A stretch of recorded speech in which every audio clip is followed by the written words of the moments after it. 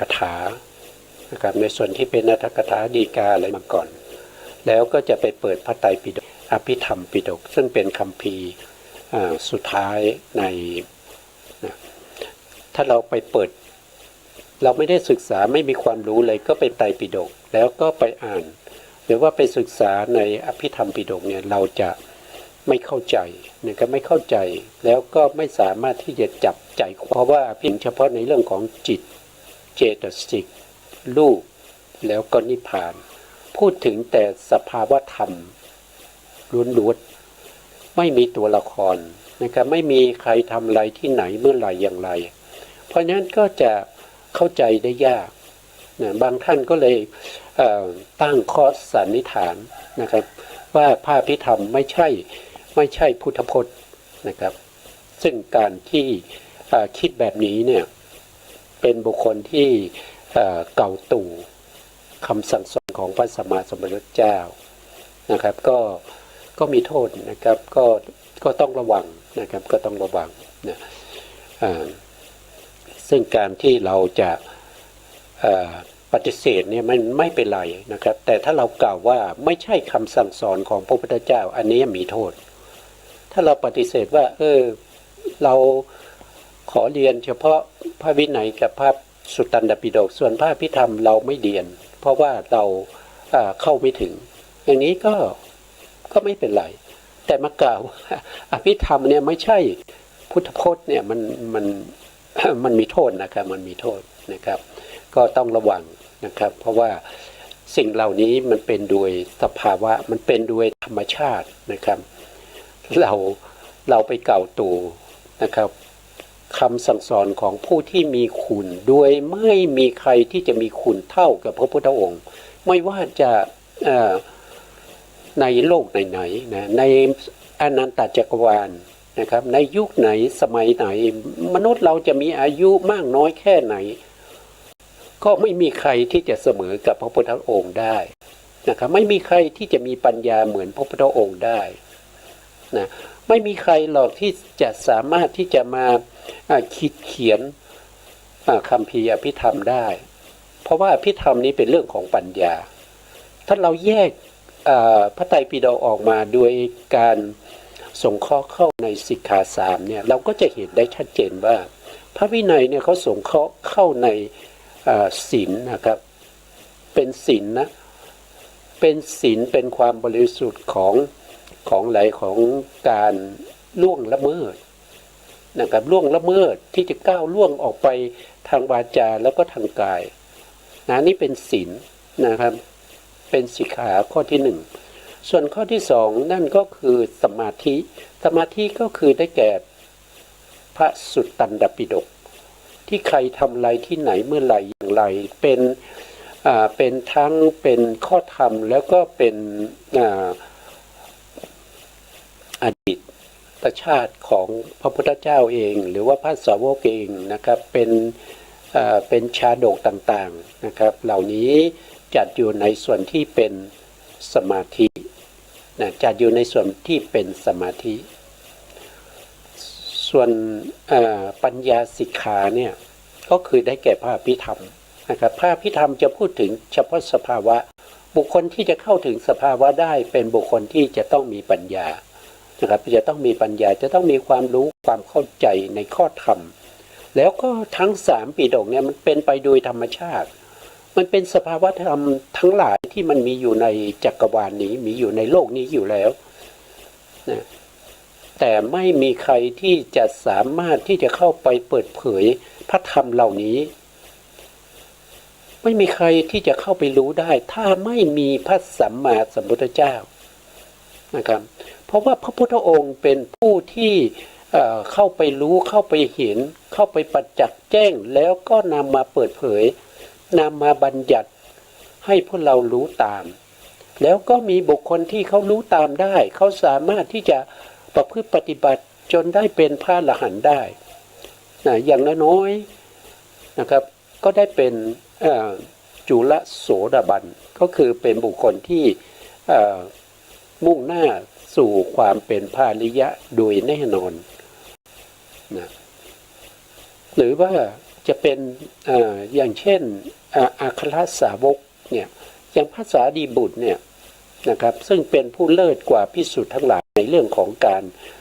ในเรื่องของปัญญานะครับพระโมคคัลลานะเป็นภิกษุที่เลิศกว่าภิกษุทั้งหลายในเรื่องของฤทธิ์เรื่องของฤทธิ์สองท่านนี้เป็นอัครสาวกเบื้องขวากับเบื้องซ้ายนะครับช่วยในการเผยแผ่พระพุทธศาสนาของพระสัมมาสัมพุทธเจ้าถ้าสมมุติว่าพระพุทธเจ้าโคตมะนะครับล่วงเลยขณะไปแล้วไม่ได้อุบัติขึ้นมาเลยจากพัทธกัปนี้หรือว่าเลยจากมนุษย์เราที่มีอายุกับอยู่ที่100 ปีไปแล้วเนี่ยพระพุทธองค์ไม่อุบัติเนี่ยถามว่าจะมีพระสารีบุตรพระโมคคัลลาไหมจะมีได้ไหมมีไม่ได้นะครับมีไม่ได้เพราะว่าการที่จะมีพระสารีบุตรซึ่งเป็นอัครสาวกเบื้องขวาเนี่ยจะต้องมีพระพุทธเจ้าก่อนนะครับพระพุทธเจ้าเป็นผู้ที่ประทานให้นะครับอัครสาวกผู้เลิศกว่าภิกษุทั้งหลายในเรื่องของปัญญานี่พระพุทธองค์เป็นผู้ประทานให้แล้วพระพุทธองค์นี้ไม่ใช่ว่าอยากจะประทานให้ใครก็ประทานได้คือพระสารีบุตรเนี่ยนะท่านก็ได้บำเพ็ญบารมีมาถึง1 อาสงไขยกับแสนกับไม่ใช่น้อยนะพระอานนท์บำเพ็ญบารมีมาแค่แสนกับเท่านั้นแต่พระสารีบุตรเนี่ย1 อาสงไขยแล้วก็บวกอีกแสนกับซึ่งมันยาวนานมากนะครับท่านตั้งความปรารถนามาตั้งแต่พระพุทธเจ้าอโนมาทัสสีนะครับนับถอยหลังจากนี้ไปก็1 อาสงไขยกับแสนมหากับอโนมาทัสสีสัมมาสัมพุทธเจ้าเป็นผู้ที่ให้พยากรณ์แก่พระสารีบุตรนะครับในยุคในสมัยนั้นท่านก็มีนามว่าดาบทสารทะดาบทนะสารทะดาบทนะครับส่วนพระโมคคัลลานะก็ได้รับพุทธพยากรณ์จากพระอโนมาทัสสีเหมือนกันสมัยนั้นท่านจะมีนามว่าสิริเป็นบุตรของขหบดีนะครับทั้งสองท่านเนี่ยก็บำเพ็ญบารมีมาตามที่ตัวเองได้ตั้งความปรารถนามานะครับถึงเวลาถึง1 อาสงไขยกับแสนกับไม่ใช่ระยะเวลาที่น้อยจนได้เป็นอัครสาวกแต่ถ้าได้บวชในพระพุทธศาสนาแล้วพระพุทธองค์ไม่แต่งตั้งนะครับก็เป็นภิกษุก็ไม่ได้แต่งตั้งให้เป็นอัครสาวกเบื้องขวาเบื้องซ้ายอย่างเนี้ยพระพุทธองค์ไม่ได้แต่งตั้งละเลยตรงนี้ไปพระสารีบุตรกับพระโมคคัลลานะจะได้เป็นอัครสาวกเบื้องซ้ายเบื้องขวาไหมก็ไม่ได้เป็นแต่พระพุทธองค์มีพระมหากรุณาที่คุณนะครับใครสมควรจะได้สิ่งไหนพระพุทธองค์ก็จะประทานให้สิ่งนั้นตามที่เขาสร้างคุณงามความดีมานะครับพระภิกษุปุถุชนในสมัยพุทธกาลนี้ก็ยังมีการที่จะมากล่าวร้ายพระพุทธองค์ว่าทำไมพระพุทธองค์ไม่ได้แต่งตั้งให้พระอัญญาโกฏัญญาเนี่ยเป็นอัครสาวกเบื้องขวาเพราะเป็นภิกษุสงฆ์องค์แรกทำไมมาแต่งตั้งพระสารีบุตรอย่างเงี้ยพระพุทธองค์ก็ได้ตรัสว่านะครับพระอัญญาโกฏัญญานี้ท่านไม่ได้ตั้งความปรารถนาจะเป็นอัครสาวกมาตั้งแต่อดีตพระอัญญาโกฏัญญาท่านตั้งความปรารถนามาแค่เป็นอัครสาวกผู้เลิศกว่าภิกษุทั้งหลายและตัญญูนะครับสร้างบารมีมาแสนมหากัปน้อยกว่าพระสารีบุตรพระสารีบุตรสร้างมาถึง1 อาสงไขยกับแสนกัปสิ่งเหล่านี้มันมีที่มาแล้วก็มันมีที่ให้เราศึกษาได้ว่ามันเป็นเหตุเป็นผลมาอย่างนี้นะครับมันเป็นเหตุเป็นผลมาอย่างนี้มันเป็นธรรมชาติมันมาอย่างนี้นะ ถ้าใครไม่ได้ทำแล้วจะไปได้ยังไงใช่ไหมครับทุกคนก็ต้องทำกรรมของตัวเองมานะกรรมที่ทำมานะเหมาะสมกับตำแหน่งหรือว่าเหมาะสมกับคำที่จะให้พระพุทธองค์ยกย่องหรือไม่นะเหมาะสมหรือไม่นะอย่างนี้แหละมันเป็นเรื่องที่ถ้าพูดไปก็มันเป็นเรื่องคณะนะครับซึ่งเป็นสิ่งที่ได้มาโดยยากเหมือนกันขณะนั้นก็คือถ้าล่วงเลยขณะไปแม้แต่นิดเดียวเนี่ยมันก็จะยังไงก็จะไม่เข้าถึงความเป็นอัครสาวกของพระพุทธเจ้าได้นะครับทุกอย่างมันต้องเหมาะเจาะพอดีเลยนะครับพระพุทธองค์อย่างพระพุทธองค์จะตรัสรู้ได้นะมันก็ต้องสร้างบารมีมาปัญญาธิกะเนี่ยมันต้องสร้างบารมีมาถึง4 อสงไขยแสนมหากัปแล้วก็จะต้องมีการพิจารณาก่อนที่จะมาอุบัติเป็นมนุษย์เนี่ยก็ต้องมีการพิจารณาก่อนไม่ใช่ว่าอยากจะมาก็มานะครับก็ต้องมีการพิจารณาในเรื่องของใครล่ะที่จะเป็นพุทธบิดาใครล่ะที่จะเป็นพุทธมารดาแล้วมีคุณสมบัติยังไงนะครับแล้วก็จะไปเกิดในบริเวณที่ไหนเนี่ยแล้วก็ต้องดูถึงว่ามนุษย์ในยุคนั้นในสมัยนั้นที่จะมาอุบัติเนี่ยอายุเฉลี่ยอยู่ที่ตรงไหนถ้าอายุเฉลี่ยอยู่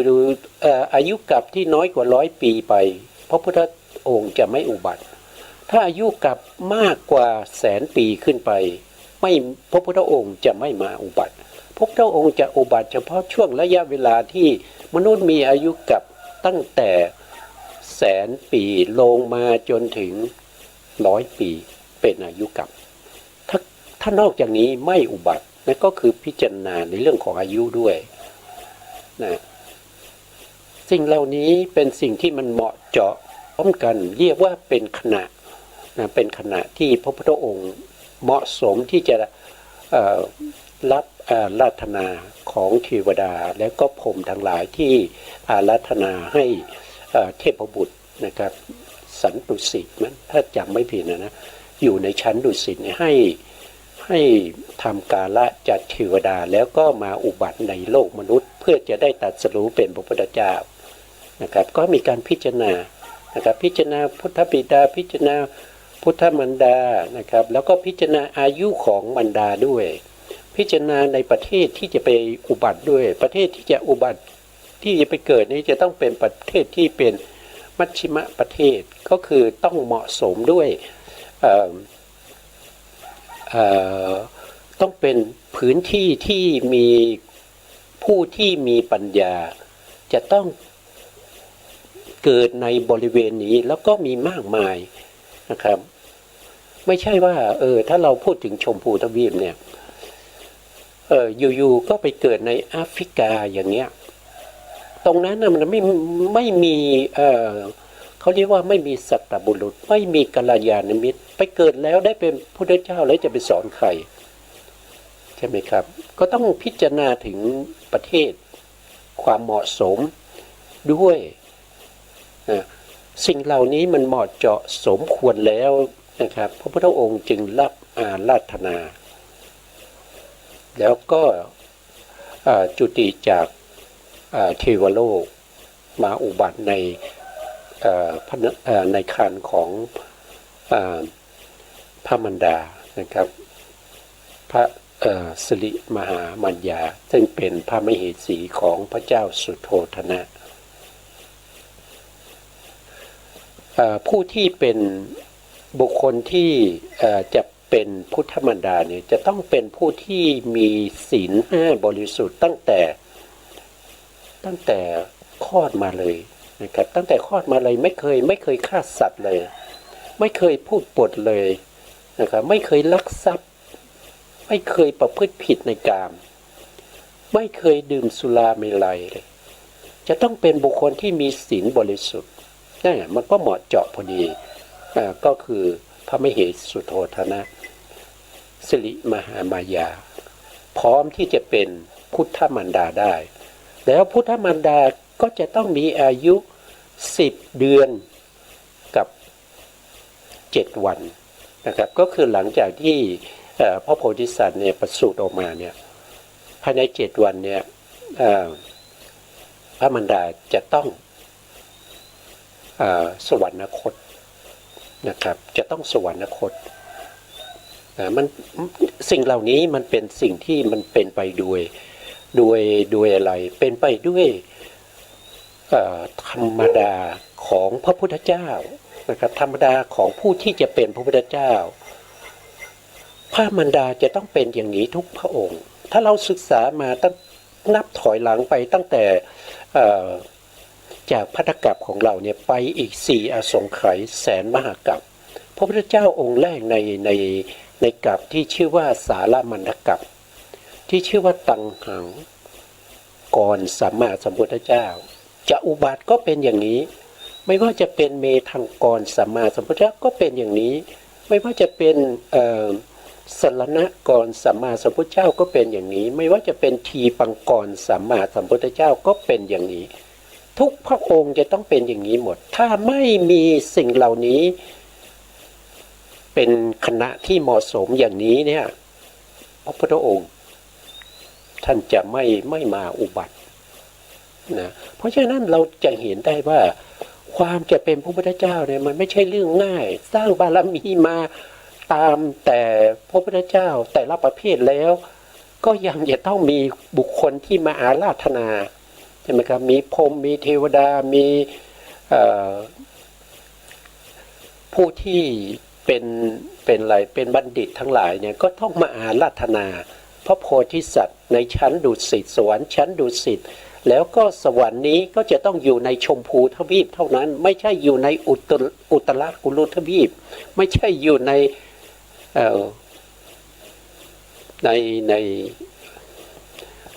อัปปละโคยานทวีปนะครับไม่ได้อยู่ในทวีปอื่นเลยไม่ได้อยู่ในจักรวาลอื่นเลยจะต้องอยู่เฉพาะในจักรวาลนี้เท่านั้นแล้วก็จะต้องเป็นชมพูทวีปเท่านั้นจะต้องเป็นโลกนี้เท่านั้นแล้วก็จะต้องมีบุคคลที่สามารถที่จะรองรับโดยความเป็นพุทธบิดาพุทธมารดาตามเงื่อนไขเหล่านี้นะแล้วก็ประเทศนั้นจะต้องเป็นประเทศที่เต็มไปด้วยผู้มีปัญญาที่จะมาเกิดร่วมสมัยกับพระพุทธองค์ที่เขาสร้างบุญไว้ทำบุญไว้ที่จะได้ตรัสรู้ธรรมเป็นบุคคลที่เป็นปัจฉิมภวิกาบุคคลที่จะได้ฟังธรรมเป็นเวนยสัตว์จะต้องฟังธรรมจากพระพุทธองค์อย่างเงี้ยมันก็ต้องพร้อมเพรียงสิ่งเหล่านี้ไม่ใช่ว่ามันได้มาโดยบังเอิญนะครับมันได้มาด้วยบุญญาธิการได้มาด้วยการสะสมบารมีของพระพุทธเจ้าแต่ละองค์ในอดีตมาจนถึงปัจจุบันนี้แล้วก็พระพุทธเจ้าที่จะมีต่อไปในอนาคตก็ต้องเป็นอย่างนี้หมดนะครับแม้แต่พระศรีอานที่จะมาอุบัติในโลกมนุษย์เนี่ยมนุษย์เราก็มีอายุกับอยู่ที่ 80,000 ปีแล้วก็จะต้องเป็นอย่างนี้ต้องพิจารณาก่อนต้องมีพรหมมาอาราธนาพระโพธิสัตว์ในชั้นดุสิตแล้วพระโพธิสัตว์จะต้องพิจารณาจะต้องใช้บุญบารมีในการตรวจสอบว่าถึงขณะและอย่างเหมาะสมและอย่างที่จะเป็นพระพุทธเจ้านะสิ่งเหล่านี้ไม่ใช่ได้มาโดยง่ายๆนะครับเพราะว่ายากเหลือเกินกว่าจะได้มาแล้วมีคนมากล่าวโต้พระธรรมคำสั่งสอนของผู้ที่มีบุญถึงขนาดนี้จะไม่มีโทษไม่ได้นะครับต้องมีโทษแน่นอนนะอันนี้ก็พูดไปเพราะว่ามีบางท่านนะครับมาก็กล่าวว่าพระพิธรรมไม่ใช่พุทธพจน์พระพิธรรมเป็นคัมภีร์ที่แต่งขึ้นมาภายหลังนะครับหลังจากพระพุทธองค์ปรินิพพานไปแล้วนะครับก็แล้วแต่ท่านจะคิดเอานะครับว่าสิ่งที่คิดนั้นเหมาะสมหรือไม่สิ่งที่ควรทำหรือเปล่าอยู่เฉยๆดีกว่านะครับเพราะว่าถ้าไม่รู้แล้วทำไปเนี่ยมันมีโทษนะครับต้องศึกษาให้ดีก่อนที่จะพูดแล้วก็ก่อนที่จะแสดงความคิดเห็น ที่เกี่ยวกับคำสิ่งที่ตรงข้ามกับคำสอนของพระพุทธองค์นะครับคนงั้นดีกว่านะครับพูดมาก็จะเสียเวลานะครับผมก็บางครั้งก็พูดอะไรมากไปหน่อยนะ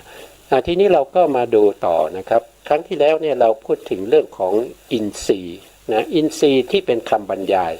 แต่วันนี้ผมทำเป็นตารางมาให้พวกเราได้ดูได้ง่ายขึ้นนะครับเราก็มาดูในตารางก่อนนะ4นะครับ4นี่ก็คือหมายถึงหมวดธรรมข้อที่4ในมิสกะสังคหะซึ่งมีอยู่7หมวดด้วยกันนะครับมีอยู่7หมวดด้วยกัน7หมวดนั้นก็คือ1ก็คืออาหาร2ก็คือ โทษทีครับ2ก็คือฌานังคะ3ก็คือมัคคังคะ4อินทรีย์นะครับ5พละ6อธิปดี7ก็คืออาหารนะวันนี้เราก็ยังอยู่ในหมวดที่4นะครับอินทรีย์ที่นี้ก็คืออินทรีย์22อินทรีย์22เนี่ยผมก็ดูในพระวินัยแล้วก็พระสูตรเนี่ยท่านก็จะพูดอินทรีย์ก็จะมีอยู่5บางที่ก็จะพูดถึงอินทรีย์5เท่านั้นนะครับหาไม่ได้นะครับผมหรือว่าผมยังหาไม่เจอนะครับแต่จะมีในภาคพิธรรมนะครับในภาคพิธรรมนี้ก็จะมีทั้งคัมภีร์ที่เป็นธรรมสังคณีนะธรรมสังคณีปกรณ์นะครับธรรมสังคณีปกรณ์ก็มีนะครับในวิพังปกรณ์ก็มีนะวิพังปกรณ์ก็มีแล้วก็ในยมกะนะยมกะปกรณ์ก็มีนะครับก็มี22นี้นะแต่ที่ท่านได้อธิบายไว้โดยมีรายละเอียดมากนี่ก็คือจะอยู่ในยมกะนะยมกะปกรณ์นะถ้าเราดูในพระไตรปิฎกของ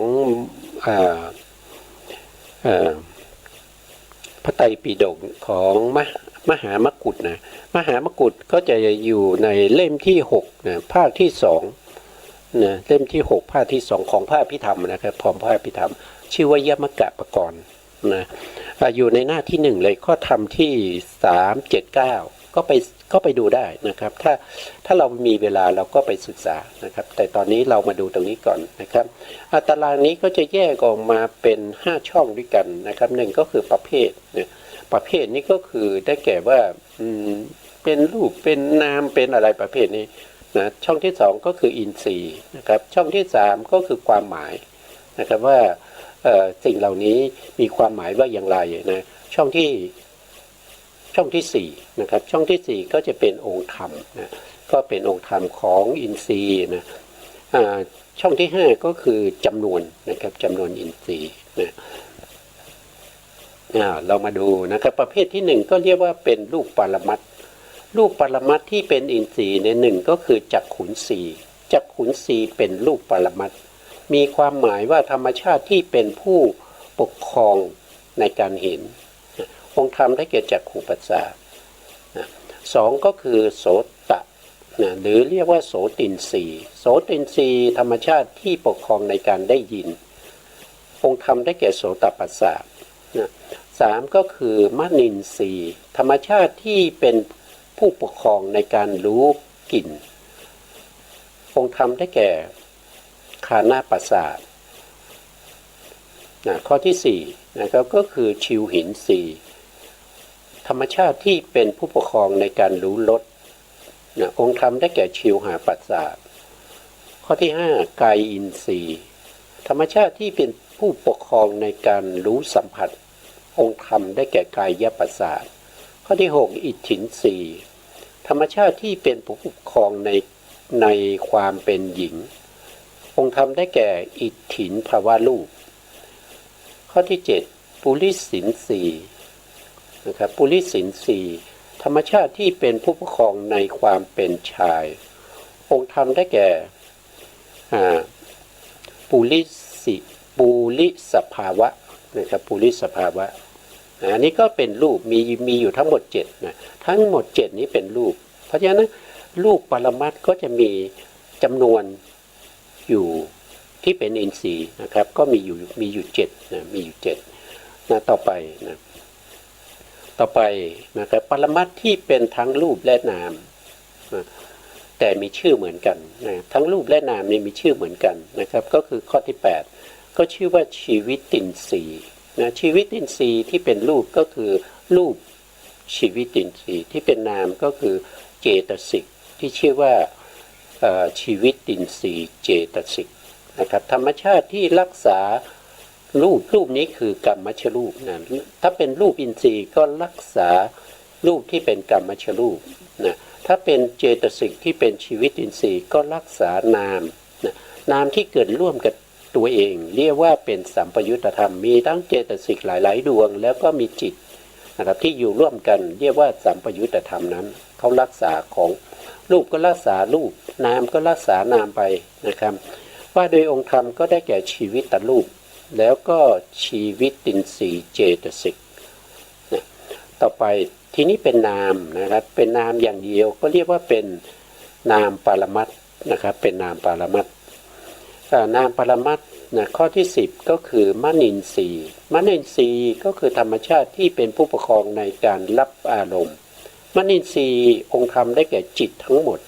จิตทั้งหมดตั้งแต่อกุศลจิต12ลงไปจนถึงผลจิต8หรือ20ทั้งหมดนี้เรียกว่าเป็นมนินทรีย์จะเป็นจิตดวงไหนก็ตามเรียกว่ามนินทรีย์หมดนะจะเป็นจักขูวิญญาณหรือว่าเป็นมหากุศลหรือเป็นมหาวิบากหรือว่าเป็นฌานจิตหรือว่าเป็นมรรคจิตผลจิตก็เรียกว่ามนินทรีย์นะตรงนี้นะครับมีวงเล็บไว้ตรงนี้นะครับของทั้งรูปและนามชีวิตอินทรีย์แล้วก็ชีวิตตินทรีย์เจตสิกแล้วก็จิตนะครับท่านบอกว่านะครับกามอินทรีย์อันนี้เป็นกามอินทรีย์ด้วยนะครับเป็นกามอินทรีย์เป็นรูปอินทรีย์ด้วยเป็นรูปอินทรีย์ด้วยแล้วก็เป็นโลกุตละอินทรีย์ด้วยนะครับตรงนี้ได้หมดเลยนะครับชีวิตตรูปนี้ก็จะอยู่ในกามใช่ไหมครับอยู่ในกามก็คือพวกที่เป็นมนุษย์อย่างเราเนี่ยนะครับก็ต้องมีชีวิตตินทรีย์มีชีวิตตินทรีย์เจตสิกชีวิตตรูปก็ต้องมีนะครับในส่วนที่เป็นรูปประพรมก็ต้องมีเหมือนกันนะครับนี่ก็ต้องมีเหมือนกันส่วนในรูปนะรูปประพรมเนี่ยจะไม่มีชีวิตตินทรีย์นะครับจะไม่มีชีวิตตินทรีย์แต่มีชีวิตตินทรีย์เจตสิกแล้วก็มีจิตนะครับแล้วก็โลกุตระก็จะมีเฉพาะชีวิตตินทรีย์แล้วก็จิตนะก็เป็นโลกุตระจิตนั่นเองนะครับอันนี้ก็ผ่านไป1ตารางไปตารางที่2นะตารางที่2นะครับตารางที่2ก็คือนามกับปรมัตถ์นามปรมัตถ์ที่เป็นนามอย่างเดียวนะครับนามอย่างเดียวอินทรีย์ที่11ก็คือสุขินทรีย์สุขินทรีย์ก็คือธรรมชาติที่ปกครองในการเสวยความสุของค์ธรรมได้แก่เวทนาแต่เวทนาเจตสิกนี้อยู่ในไหนก็อยู่ในสุขะสหกัตสุขะสหคตะกายวิญญาณจิตหนึ่งนะถ้าว่าโดยจำนวนนะถ้าว่าโดยจำนวนก็คือจำนวนอินทรีย์ในภูมินะจำนวนอินทรีย์ในภูมินะครับก็คือได้แก่กามอินทรีย์เป็นกามอินทรีย์ก็ได้เป็นรูปอินทรีย์ก็ได้แล้วก็เป็นโลกุตละอินทรีย์นะครับไม่มีที่เป็นอารูปนะไม่มีอารูปนะครับความสุขที่เกิดทางกายเนี่ยนะครับในอารูปไม่มีนะครับต่อไปในข้อที่12ทุกขินทรีย์ทุกขินทรีย์ธรรมชาติที่เป็นผู้ปกครองในการเสวยความทุกข์นะเสวยความทุกข์องค์ธรรมได้แก่เวทนาที่ในทุกขะสหคตะกายวิญญาณจิตอันนี้จะมีเฉพาะในกามภูมิเท่านั้นก็เรียกว่าเป็นกามอินทรีย์ทุกตัวนี้ไม่มีในรูปภูมิไม่มีในโลกุตระมีเฉพาะในกามเท่านั้นก็เรียกว่าเป็นกามอินทรีย์ต่อไปในข้อที่13นะครับสมนัตสินทรีย์ธรรมชาติที่เป็นผู้ปกครองในการสวยความสุขใจองค์ธรรมได้แก่เวทนาที่ในสมนัตสหคตาจิต62นี้เราเคยหาแล้ว เคยหาหลายครั้งแล้วนะครับพูดง่ายๆก็คือสมนัตที่เป็นกามจิตมีอยู่18นะครับก็ไปรวมกับในส่วนที่เป็นฌานจิต44ตั้งแต่ปฐมฌานทุติยฌานตติยฌานจตุทัชฌาน44รวมกันก็จะเป็น62นะครับเว้นเฉพาะปัญจมฌานจะมีอยู่ถึง23ดวงนะครับอันนั้นเราตรงนั้นเป็นอุเบกขานะครับก็เว้นไปนะก็จะเป็นอะไรก็ในส่วนนี้ที่เป็นสมนัตเนี่ยก็มีทั้งที่เป็นกามอินทรีย์รูปอินทรีย์รูปอินทรีย์แล้วก็มีในโลกุตระอินทรีย์ด้วยนะนี่สมนัตนะต่อไปข้อที่14ก็เป็นโทมนัสสินทรีย์โทมนัสสินทรีย์ธรรมชาติที่เป็นผู้ปกครองในการเสวยความทุกข์องค์ธรรมได้แก่เวทนาเจตสิกที่ในโทสะมูลจิตตรงนี้ต้องเป็น2ทำให้เป็น1ตรงนี้เป็น2นะครับพิมพ์มาผิดนะเวทนานะครับเจตสิกนะที่เป็นทุกข์เนี่ยก็จะเกิดอยู่ในโทสะมูลจิต2นะโทสะมูลจิต2ก็เช่นเดียวกันก็จะอยู่ในกามอินทรีย์นะครับอยู่ในกามอินทรีย์รูปอินทรีย์ไม่มีนะครับโทมนัสนี้ไม่มีในรูปอินทรีย์นะตรงนี้ต้องแก้ไขใหม่นะครับตรงนี้โทมนัสไม่มีในรูปในอารูปแล้วก็ในกฎโลกุตระไม่มีนะครับโทมนัสเนี่ยนะอันนี้เดี๋ยวก็แก้นะครับให้เข้าใจตรงนี้ตรงนี้ทำไมตรงนี้น่าจะเป็นเลขนี้ตรงนี้น่าจะเป็น15นะครับตรงนี้ก็ต้องเป็น16นะครับมันพิมพ์เองนะครับบางทีมันก็สับสนนะครับตาก็ไม่ค่อยดีละนะพิมพ์ไปพิมพ์มาบางทีก็ผิดถูกบ้างนะครับข้อซ้ำกันบ้างก็เป็นธรรมดานะเป็นธรรมดาของอะไรของคนที่ขาดสตินะขาดสตินะต่อไปนะครับต่อไปข้อที่15ก็คืออุเบกขินรีนะอุเบกขินรีธรรมชาติที่เป็นผู้ปกครองในการเสวยอารมณ์ที่เป็นกลางอารมณ์ที่เป็นกลางก็คือหมายถึงว่าไม่ทุกข์ไม่สุขอยู่ตรงกลางเฉยๆนั่นเองนะองค์ธรรมก็ได้แก่เวทนาเจตสิกนะครับที่เป็นนุเปกขานะนุเปกขาสหคตาจิต55นะตรงนี้น่าจะเป็นอุเบกขานะครับนุเบกขานี่ก็มีนะครับแต่ไม่ใช่ตรงนี้ไม่ใช่หมายความมาตรงนี้นะก็เป็นอุเบกขาสหคตาจิต55นะข้อที่16นะสัตทินรีนะครับธรรมชาติที่เป็นผู้ปกครองในการเชื่อในสิ่งที่ควรเชื่อนะอันนี้คือศรัทธานะครับก็เรียกว่าเป็นสัตทินรีองค์ธรรมได้แก่ศรัทธาเจตสิกที่ในโสภณจิต91โสภณจิต91เป็นโสภณจิตก็คือจิตที่สวยงามนะมีอยู่91ดวงนะครับต่อไปข้อที่17วิริยินทรีย์วิริยินทรีย์ธรรมชาติที่เป็นผู้ปกครองในความเพียรองค์ธรรมได้แก่วิริยะเจตสิกที่ในวิริยะสัมปยุตตจิต105นะครับก็เว้นไป16ดวงนะครับก็เป็น16ดวงนั้นเป็นอวิริยะไม่มีวิริยะนะก็จะเกิดได้ทั้งที่เป็นกามจิตรูปอารูปแล้วก็โลกุตระต่อไปสัตตินทรีย์การระลึกชอบธรรมชาติที่เป็นผู้ปกครองในการระลึกชอบองค์ธรรมได้แก่สติที่ในโสภณจิต91นะนี่ก็ไปได้ทั้งกามะนะครับรูปประพรมอรูปประพรมแล้วก็โลกุตระข้อที่19สมาธินทรีย์สมาธินทรีย์คือธรรมชาติที่ตั้งมั่นในอารมณ์เดียวนะธรรมชาติที่ตั้งมั่นอยู่ในอารมณ์เดียวนะก็เป็นสมาธิสงบนิ่งอยู่ในอารมณ์ที่กำลังเพ่งอยู่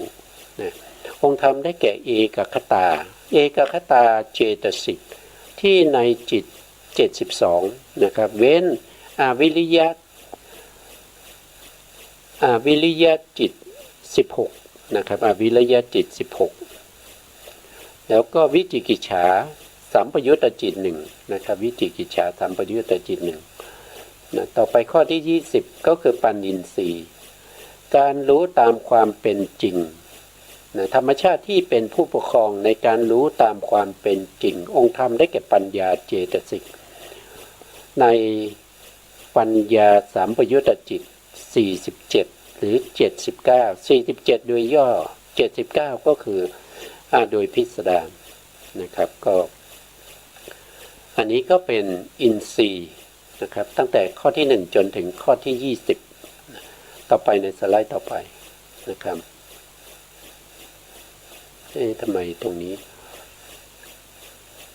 มันไปผิดพลาดตรงไหนอันนี้ก็1 2 3 4 5 6 7 8 9ตรงนี้ผิดพลาดตรงนี้นะครับขอโทษทีนะครับผิดพลาดมัดนินทรีย์ต้องเป็น9 8แล้วก็10เลยนะ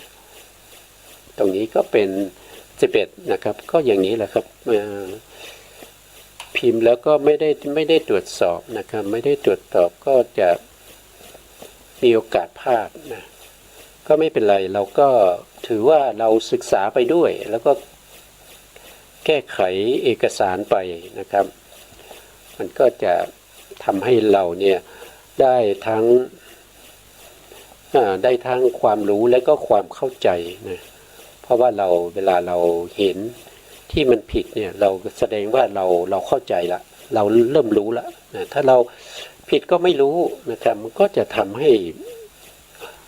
เราเนี่ยไม่จริงๆแล้วเราไม่เข้าใจนะครับเพราะว่าผิดเรายังไม่รู้เลยนะ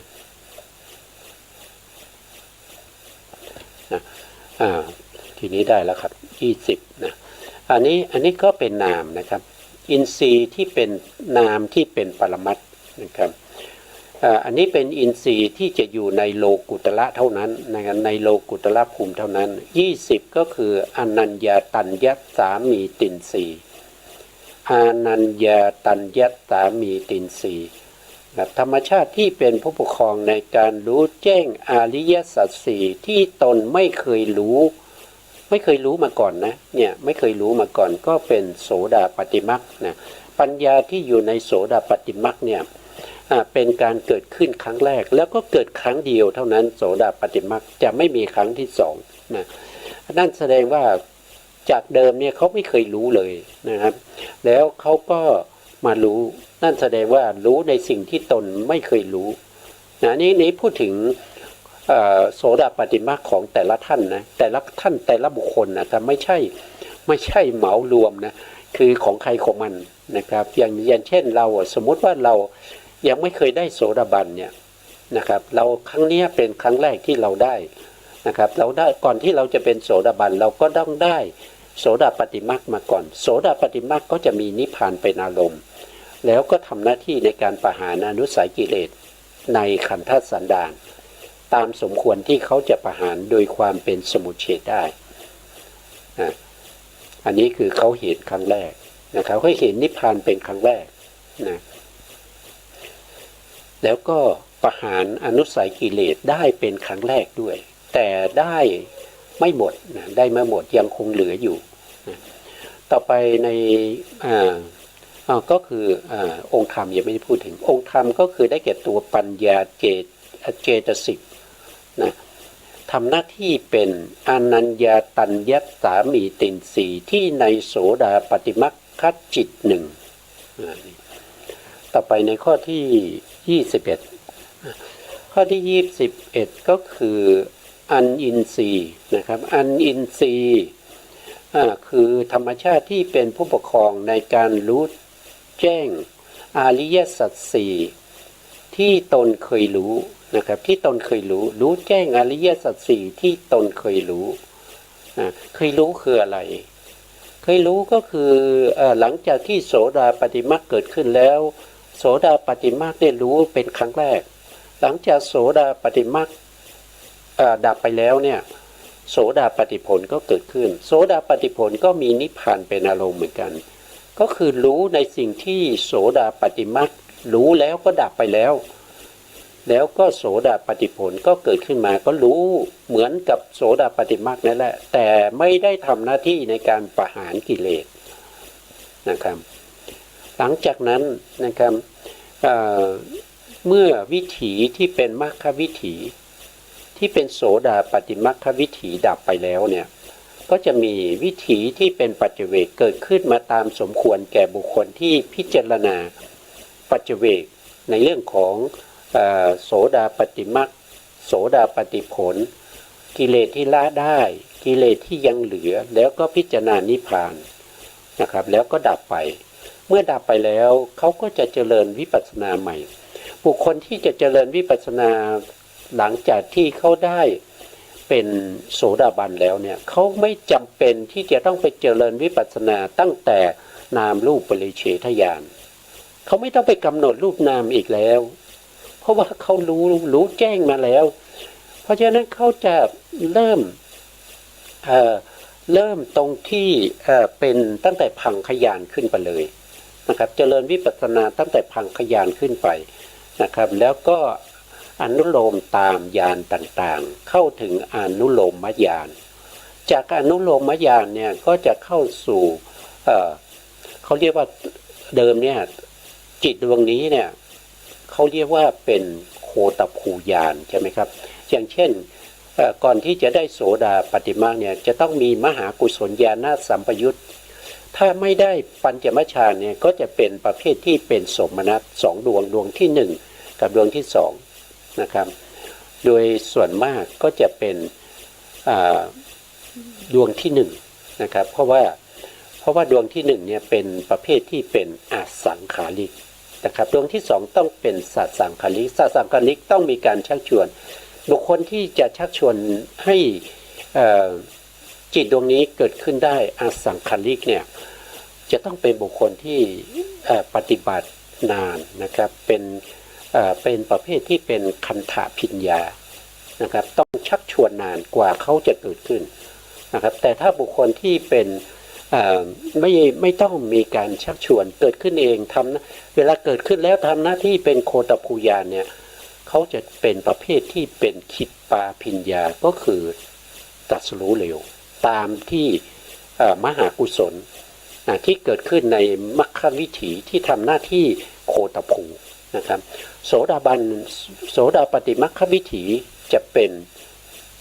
เขาเรียกว่าเป็นโคตภูญาณข้ามโคตรจากปุถุชนไปสู่พระอริยะแต่ตอนนี้เราเป็นโสดาบันแล้วเนี่ยเราเป็นอริยะอยู่แล้วเมื่อเราเจริญวิปัสสนาตั้งแต่พังคญาณขึ้นมาจนได้จิตดวงนี้อีกครั้งหนึ่งในวิถีมรรคจิตเนี่ยเราจะไม่เรียกว่าโคตภูญาณแล้ว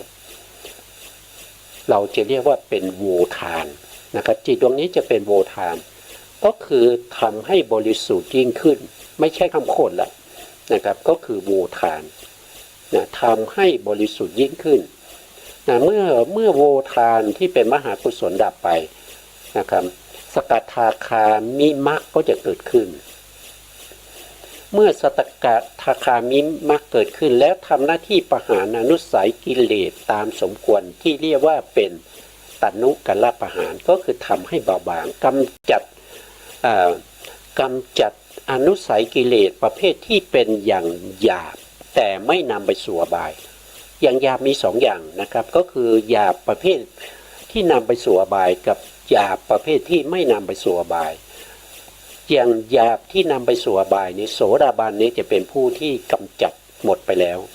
และแต่อย่างหยาบที่ไม่นำไปสู่อบายก็จะเป็นหน้าที่ของสกัทาคามีมรรคเป็นผู้ที่เข้าไปประหารอนุสัยกิเลสเหล่านี้ก็เรียกว่าเป็นตนุกัลลประหารเมื่อประหารเสร็จเรียบร้อยสกัทาคามีมรรคดับไปสกัทาคามิผลก็จะเกิดขึ้นเมื่อสกัทาคามิผลเกิดขึ้น2ขณะหรือถ้าเป็นบุคคลที่บรรลุเร็วก็จะเป็น3ขณะถ้าบรรลุช้าก็จะเป็น2ขณะเมื่อดับไปแล้วเนี่ยก็จะลงสู่ภวังคจิตเมื่อภวังคจิตเกิดขึ้นสดับอาจจะมากน้อยก็ขึ้นอยู่กับบุคคลนะครับ ถ้าบุคคลที่มีพวังคจิตเกิดขั้นระหว่างมรรควิถีแล้วก็ปัจเจเวควิถีในน้อยที่สุดก็คือพระสัมมาสัมพุทธเจ้าเกิดขึ้นแค่2 หรือ 3ขณะของพวังคจิตเท่านั้นแล้วก็เข้าสู่ปัจเจเวควิถีแต่ถ้าเราเป็นบุคคลทั่วไปอย่างนี้ก็อาจจะมากมายนะครับบางท่านอาจจะมีพวังคจิตเกิดขึ้นหลายหมื่นหลายพันดวงดับไปแล้วก็ปัจเจเวคขณะวิถีก็จะเกิดขึ้นก็พิจารณาเหมือนโสดาปัจเจเวคนั่นเองนะครับก็คือพิจารณาถึงมรรคที่ตัวได้ว่าเป็นมรรคอะไร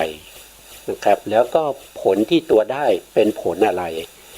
แล้วก็กิเลสที่ทำหน้าที่ตานุกละประหารไปนั้นคืออะไรนะแล้วก็กิเลสที่ยังเหลืออยู่นั่นเหลืออะไรนะกิเลสที่พูดถึงนี่ไม่ใช่กิเลสที่เป็นวีติกัมมะหรือว่าจะเป็นปริยุทธานะนะกิเลสที่พูดถึงนี่คือกิเลสที่ในขันธสันดานที่เรียกว่าเป็นอนุสัยกิเลสอนุสัยกิเลสนะครับที่เขาเข้าไปประหารเนี่ยเขาก็จะพิจารณาอย่างนี้5ก็คือเขาก็พิจารณาถึงพระนิพพานที่สกทาคามีมรรคได้สกทาคามีผลได้นั่นคือพระนิพพานนะก็จะทำอย่างนี้ก็พิจารณา5ขั้นตอนด้วยกันโสดาก็จะปัจจุเวก5อย่างนะครับแล้วก็สกทาคามิก็ปัจจุเวก5อย่างก็เช่นเดียวกันกับพระอนาคามีนะครับพระอนาคามีก็ทำแบบนี้นะครับเมื่อปัจจุเวกของสกทาคามีสกทาคามีมรรคจบลงแล้วเนี่ยก็ลงสู่ภวังค์แล้วก็เจริญวิปัสสนาตั้งแต่พังคญาณขึ้นมาอีกพอเจริญมาก็จะได้มรรควิถีนะครับก็จะจิตนั้นก็จะเป็นมหากุศลก็จะเรียกว่าเป็นโวทานโวทานดับไปแล้วก็อนาคามีมรรคก็จะเกิดขึ้นอนาคามีมรรคเกิดขึ้นก็ทำหน้าที่ประหารอนุสัยกิเลสโดยมีนิพพานเป็นอารมณ์นะแล้วก็ดับไปก็จะมีอนาคามีผลเนี่ยเกิดขึ้นนะ2ขณะ3ขณะก็แล้วแต่บุคคลนะครับแล้วก็ดับไปก็จะมีภวังคจิตมาขั้นแล้วก็มีปัจเจเวคขณะวิถีเกิดขึ้น5ครั้งนะครับไม่ถ้าพิจารณามรรคอนาคามีมรรคอนาคามีผลนะครับเหลือกิเลสที่ละได้กิเลสที่เหลือแล้วก็นิพพานเนี่ย5ขั้นตอนก็แสดงว่ามีปัจเจเวคขณะวิถี5วิถีนะครับ5วิถีนี่ไม่ใช่ติดต่อกันเลยก็จะมีภวังคจิตขั้นๆไปนะจบจากตรงนั้นก็กลับมานะมาเจริญวิปัสสนาอีกนะอันนี้เป็นครั้งที่4นะครับเมื่อเจริญวิปัสสนาตั้งแต่พังคญาณขึ้นไปก็ได้มรรคอีกนะครับก็มีมหากุศลมาทำหน้าที่โวทานมรรคหากุศลดับไปก็จะมีอรหันตมรรคเกิดขึ้นอรหันตมรรคเกิดขึ้นก็ทำหน้าที่ประหารอนุสัยกิเลสทั้งหมดเลยโดยความเป็นสมุจเฉทไม่มีหลงเหลืออยู่ในขันธสันดานอีกแล้วก็มีดับไปแล้วก็จะมีอรหันตผลก็เกิดขึ้น2 หรือ 3ขณะขึ้นอยู่กับแต่ละบุคคลเมื่อเกิดขึ้นแล้วดับไปแล้วก็จะมีปัจเจเวคขณะวิถีเกิดขึ้นมาพิจารณาในเรื่องของมรรคอรหันตมรรคอรหันตผลกิเลสที่ละได้แล้วก็พระนิพพานเพราะฉะนั้นพระอรหันต์ท่านจะพิจารณา4ขั้นตอนไม่ใช่5ขั้นตอนเพราะว่าขั้นตอนที่กิเลสที่เหลือเนี่ยพิจารณาไม่ได้เพราะกิเลสในขันธสันดานหมดไปแล้วไม่สามารถพิจารณาได้ก็พิจารณาเฉพาะอรหันตมรรคอรหันตผลแล้วก็กิเลสที่ละได้แล้วก็ไปพิจารณานิพพานเลยก็สำเร็จเป็นพระอรหันต์นะครับเป็นพระอรหันต์แล้วก็เป็นบุคคลที่ไม่มีกิจที่จะต้องทำแบบนี้อีกแล้วเป็นบุคคลที่ทำกิจสำเร็จเสร็จเรียบร้อยแล้วในพระพุทธศาสนาเป็นบุคคลที่รอปรินิพพานเท่านั้นเองรอเวลาเท่านั้นเองไม่มีกิจจะให้ทำอีกแล้วกิจเหล่านี้รู้ได้เองในปัจเจเวคขณะวิถีไม่ต้องให้ใครมาแต่งตั้งไม่ต้องให้ใครมาบอกรู้เองทำเองรู้เองเป็นสภาวะที่เป็นนามธรรมรู้แต่ในใจของเราไม่ได้เป็นรูปธรรมฉายให้ผู้อื่นรู้นะครับค ครูบาอาจารย์ปัจจุบันเนี่ยส่วนใหญ่ไม่รู้หรอกนะไม่รู้นะครับ ไม่รู้ว่าเราได้สภาวะเหล่านี้แล้วเราเป็นพระอริยบุคคลแล้ว เรารู้เองนะไม่ต้องรอให้ใครแต่งตั้ง เมื่อได้แล้วก็รู้ได้ด้วยเองด้วยตัวเองด้วยปัจเจเวคณาวิถี5วิถีที่ได้กล่าวมานะครับส่วนรายละเอียดในเรื่องของวิถีนี้เราก็จะมีการศึกษาในชั้นมัชฌิมตินะครับในเรื่องของวิถีจิตนะครับมีทั้งกามวิถีกามที่เป็นไปในปัญจทวารวิถีทางมโนทวารวิถีที่เป็นไปในฌานวิถีในมรณาวิถีในมรรควิถีผลวิถีก็มีวิถีให้ศึกษาทำความเข้าใจในชั้นนั้นนะถ้าใครอยากจะได้หนังสือก็มาสามารถสั่งซื้อได้นะครับใน